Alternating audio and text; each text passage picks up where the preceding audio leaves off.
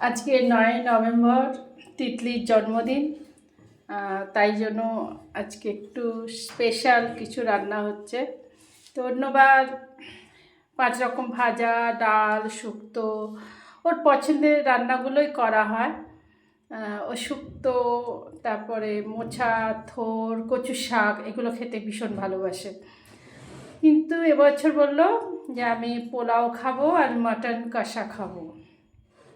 যেহেতু ওর এখানে আছি, আর এখানে এখন রাস চলছে, রোজই ঠাকুর দেখতে বেরিয়ে যাচ্ছি, তো বাজার দোকান সেভাবে হচ্ছেই না এখন।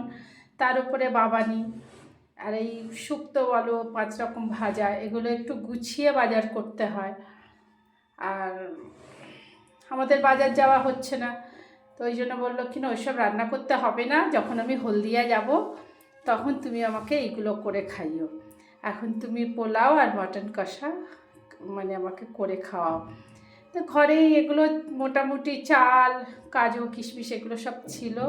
মটনটা সকালবেলা আনা হলো, জেঠু এনে দিয়ে গেল, যে বাড়িতে থাকে সেই বাড়িওয়ালা জেঠু, সেই জেঠুকে বলতে সে এনে দিয়ে গেছে মাংসটা।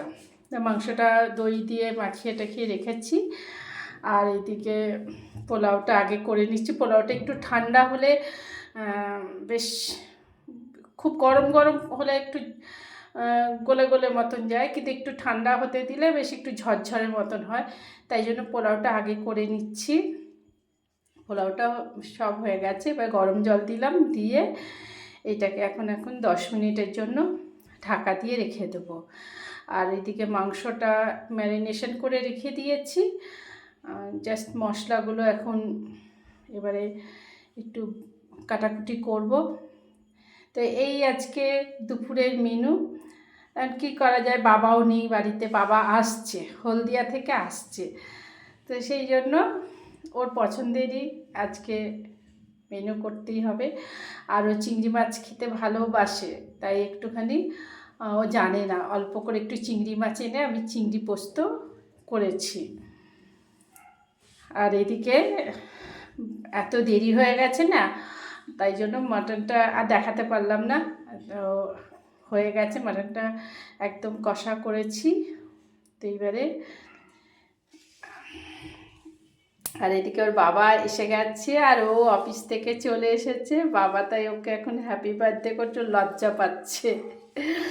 এই যে আমার দুপুরের মেনু, পোলাও হয়ে গেছে, এই যে চিংড়ি পোস্ত, স্যালাড আর পায়েস করেছি।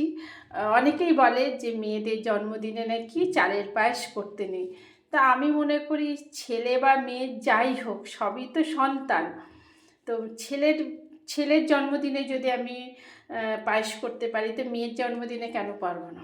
তো দুঃখ যদি থাকে, সে পায়েস খেলেও হবে, না খেলেও হবে।